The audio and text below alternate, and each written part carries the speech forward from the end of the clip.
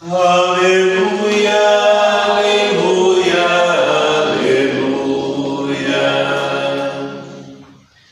Por amor, Deus enviou-nos o seu Filho como vítima por nossas transgressões. Aleluia, aleluia, aleluia. O Senhor esteja convosco. Ele está no meio de nós. Proclamação do Evangelho de Jesus Cristo segundo Mateus. Glória a vós, Senhor. Naquele tempo, depois que a multidão comera fartamente, Jesus mandou que os discípulos entrassem na barca e seguissem à sua frente para outro lado do mar, enquanto ele despediria as multidões. Depois de despedi-las, Jesus subiu ao monte para orar a sós. A noite chegou e Jesus continuava ali sozinho. A barca, porém, já longe da terra, era agitada pelas ondas, pois o vento era contrário.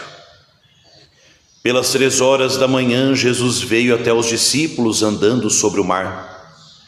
Quando os discípulos o avistaram andando sobre o mar, ficaram apavorados e disseram: "É um fantasma", e gritaram de medo.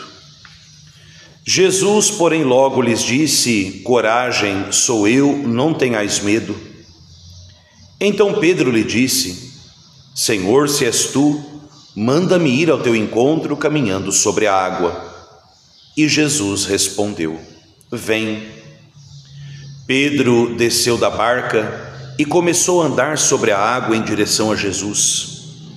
Mas, quando sentiu o vento, ficou com medo e, começando a afundar, gritou: "Senhor, salva-me." Jesus logo estendeu a mão, segurou Pedro e lhe disse: "Homem fraco na fé, por que duvidaste?" Assim que subiram na barca, o vento se acalmou. Os que estavam na barca prostraram-se diante dele, dizendo: "Verdadeiramente, tu és o Filho de Deus." Palavra da salvação. Glória a vós, Senhor. Pelas palavras do Santo Evangelho, sejam perdoados os nossos pecados. Amém.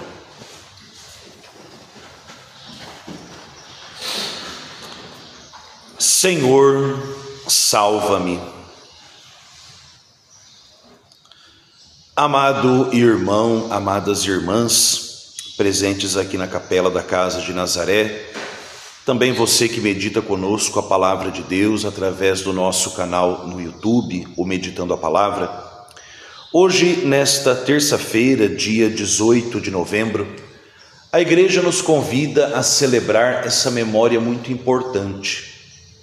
Às vezes, quando nós falamos memória, nós estamos celebrando memória, dá a impressão de que é só uma lembrança. Cuidado! Na liturgia, na fé da Igreja, as palavras às vezes adquirem um outro sentido. Fazer memória, celebrar memória da dedicação das basílicas de São Pedro e de São Paulo, não é apenas fechar os olhos e dizer: "Nossa, como essas igrejas são bonitas." Ou se alguém já esteve em Roma, fala assim: "Ai, que memória boa, porque eu passei por lá e eu tirei foto." Não, não é isso. Fazer memória destas igrejas, fazer memória dessas duas basílicas, a de São Pedro, que é a mais famosa, porque é ali onde vive o Papa, no Palácio Apostólico, e também a memória de São Paulo Apóstolo, da dedicação da sua basílica também, é fazer memória, é viver algo que é essencial na nossa fé, que é a autoridade dos apóstolos. Nós falamos muito esse ano do jubileu do Ano Santo, Peregrinos de Esperança.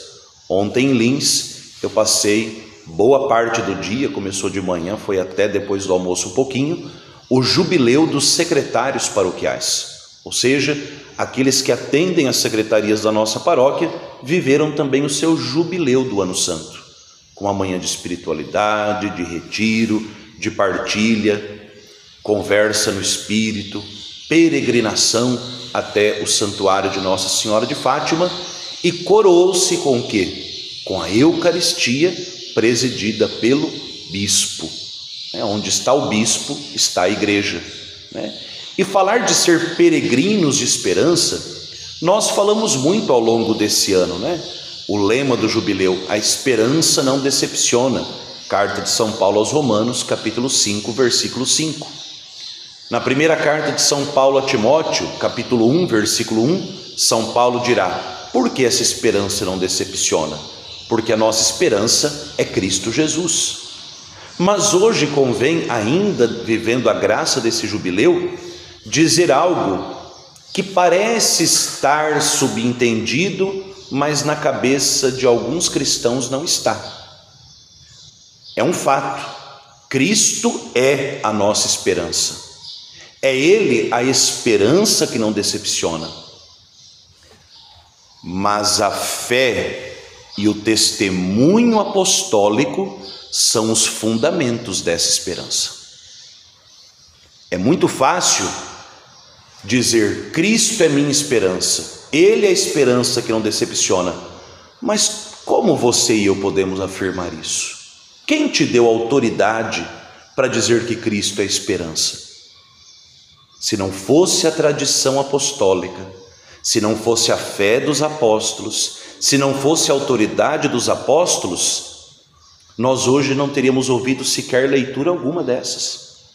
Sem a autoridade, o testemunho dos apóstolos, nós não teríamos Eucaristia, nós não teríamos a palavra, nós não teríamos mais nenhum outro sacramento, nós não teríamos a igreja. Nós seríamos algo parecido com os protestantes. Então, quando você diz que você crê, eu creio em Deus Pai Todo-Poderoso, creio em Jesus Cristo, seu único Filho, creio no Espírito Santo, quando você diz: Cristo é a minha esperança, a esperança que não decepciona, tenhamos muito bem a consciência de que nós falamos isso em cima de uma terra segura e firme, que é justamente o testemunho e a autoridade dos apóstolos. Hoje, essas duas colunas, São Pedro e São Paulo. Uma igreja sem a tradição apostólica, ela é tudo, menos a igreja de Cristo. Dias atrás, nós celebrávamos a memória de Santo Inácio de Antioquia, e eu falava para vocês das cartas de Santo Inácio, ele que foi ali sucessor do apóstolo Pedro no episcopado da diocese de Antioquia, ele que foi amicíssimo dos apóstolos, ele que foi companheiro de São Policarpo, bispo de Esmirna, que foi ordenado pelo apóstolo e evangelista São João.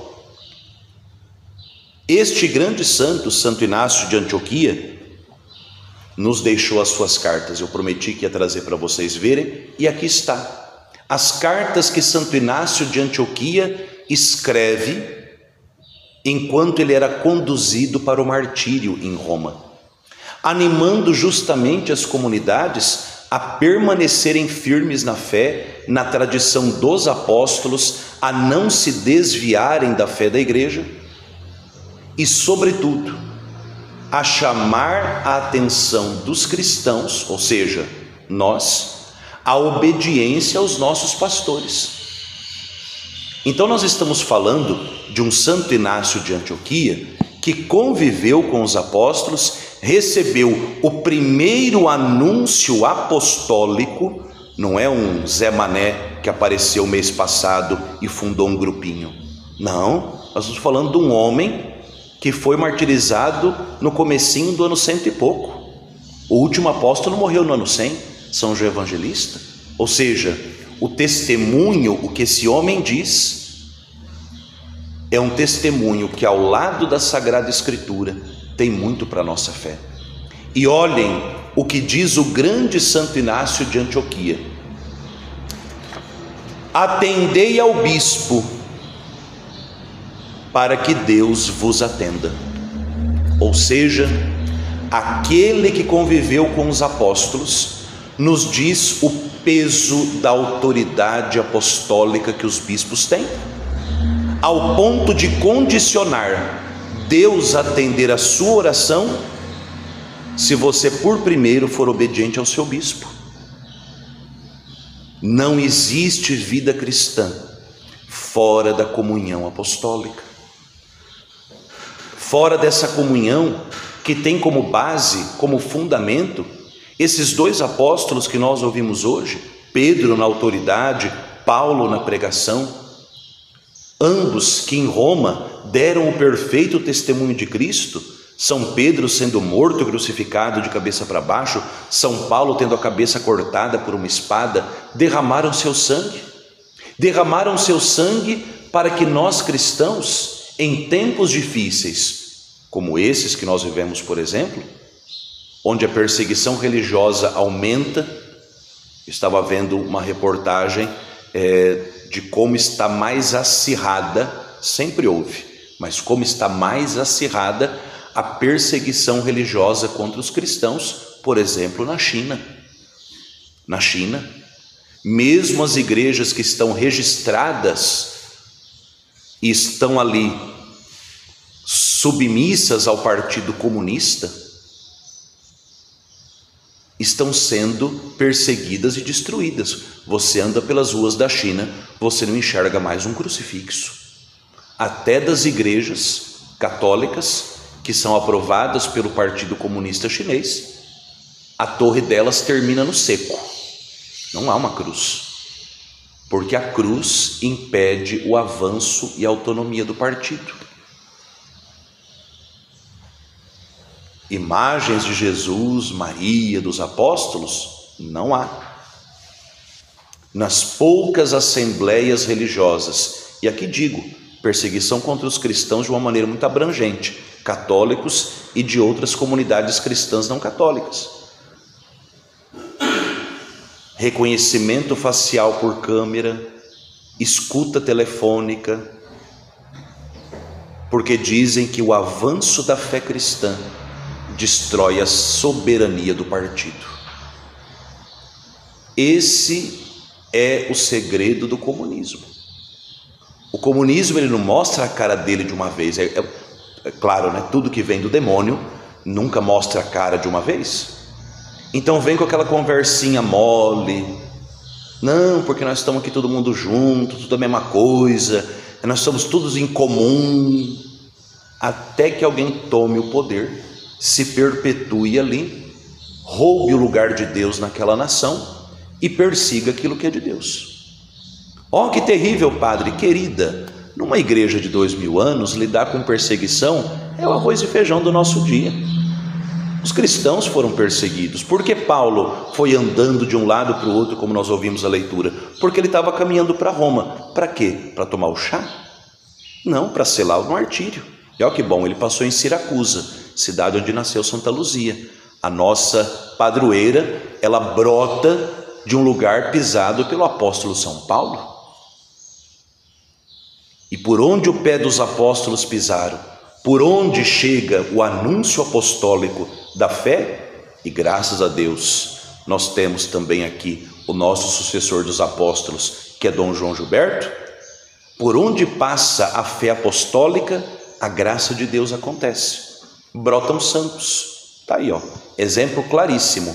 Não joguem o livrinho desse mês fora, conserve e tenham orgulho. Siracusa, terra pisada por Paulo, brotou uma menina chamada Luzia, padroeira dessa paróquia centenária. E o que nos garante, animados na esperança, o que nos garante caminhar nesse mundo, crendo que depois de tanta tribulação, como nós ouvimos domingo no Evangelho, depois de tanta dificuldade, essa esperança não decepciona, é justamente o testemunho daqueles que experimentaram a força da esperança. Cristo é a nossa esperança. Pois bem, quem mais do que São Pedro, apóstolo, experimentou a força dessa esperança? Afundando na água, a esperança segurou a mão dele. E aquele que foi segurado pela esperança, aquele que foi salvo pela esperança, vai derramar também o seu sangue para dizer: é de fato Ele a esperança que não decepciona. Nós também, nesse mar da vida, onde a gente tem que muitas vezes velejar contra os ventos contrários, é importante que a gente imite São Pedro apóstolo.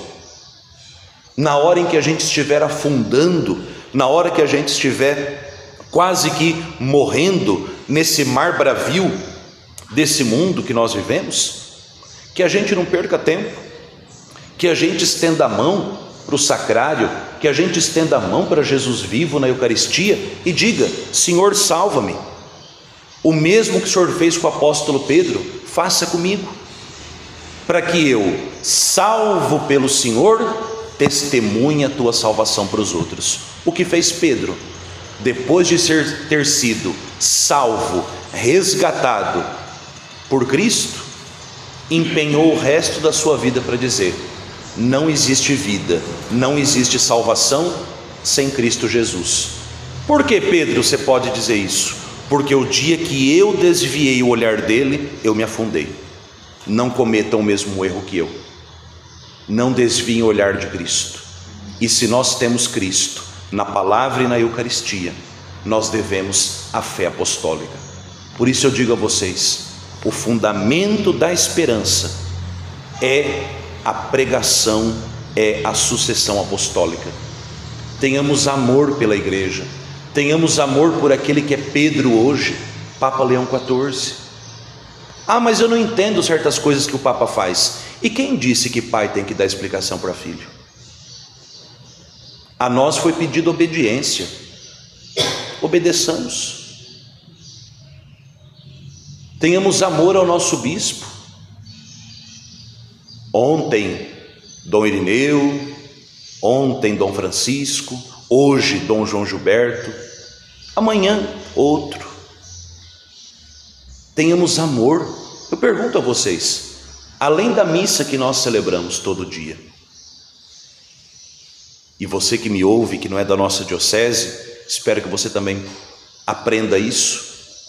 Você, na sua oração pessoal, a hora que você vai colocar aquelas 1000 intenções que você põe, desde Senhor protege minha família, até que eu não pegue semáforo fechado para chegar no meu trabalho, você reza todos os dias pelo bispo da sua diocese?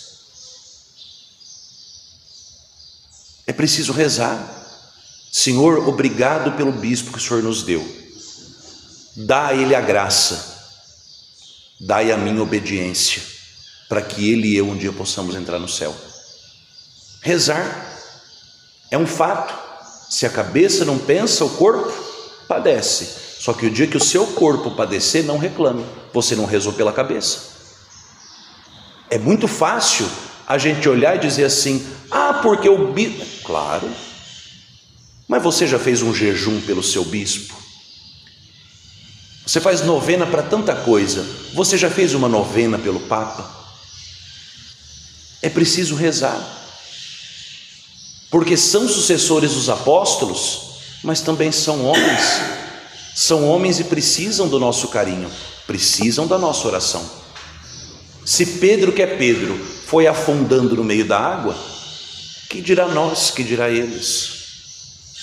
Por isso, no dia de hoje, coloquemos de maneira muito especial no altar de Deus, nas mãos de Maria, que é rainha dos apóstolos, a vida, o ministério do Santo Padre, o Papa Leão XIV, do nosso bispo, Dom João Gilberto, para que Deus os ampare, Nossa Senhora os guarde, e a nós, animados pela ordem de Santo Inácio de Antioquia, que nós possamos atender ao bispo, se quisermos que Deus nos atenda, que a nossa obediência a Deus se manifeste na obediência aos nossos pastores, e assim, pastores e ovelhas, sejamos todos reunidos debaixo do manto de Maria, a mãe da igreja, para contemplarmos aquele que é o pastor de todos os pastores, Jesus Cristo, que animou Paulo, que salvou Pedro e deseja também nos salvar e nos animar. Glória ao Pai, e ao Filho, e ao Espírito Santo. Como era no princípio, agora e sempre. Amém. Senhor Jesus Cristo, verdadeiro Deus e verdadeiro homem, realmente presente neste Santíssimo Sacramento. Tu és a chama viva da nossa esperança. Senhor Jesus, vive presente em nós e em nossos irmãos.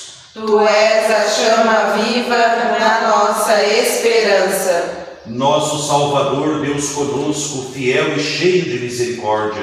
Tu és a chama viva da nossa esperança. Pão vivo e remédio da imortalidade que nos dá a vida eterna. Tu és a chama viva da nossa esperança. Médico celeste que se inclina sobre a nossa miséria. Tu és a chama viva da nossa esperança. Se o pecado nos oprime, abre-nos a esperança, ó Senhor. se o ódio nos fecha o coração, abre-nos a esperança, ó Senhor. se o medo nos impede de seguir em frente, abre-nos a esperança, ó Senhor. se a dor nos visita, abre-nos a esperança, ó Senhor. se a indiferença nos aflige, abre-nos a esperança, ó Senhor. se a morte nos aniquila, abre-nos a esperança, ó Senhor. na hora da provação, do julgamento e da perda, dai-nos a esperança, ó Senhor. na tentação e na fragilidade, dai-nos a esperança, ó Senhor. no combate contra o mal e o pecado, dai-nos a esperança, ó Senhor. nos momentos de tristeza e nas lutas de cada dia, dai-nos a esperança, ó Senhor. na busca do verdadeiro bem e da verdadeira alegria, dai-nos a esperança, ó Senhor. na decisão de permanecer em Ti e na Tua amizade. dai-nos a esperança, ó Senhor.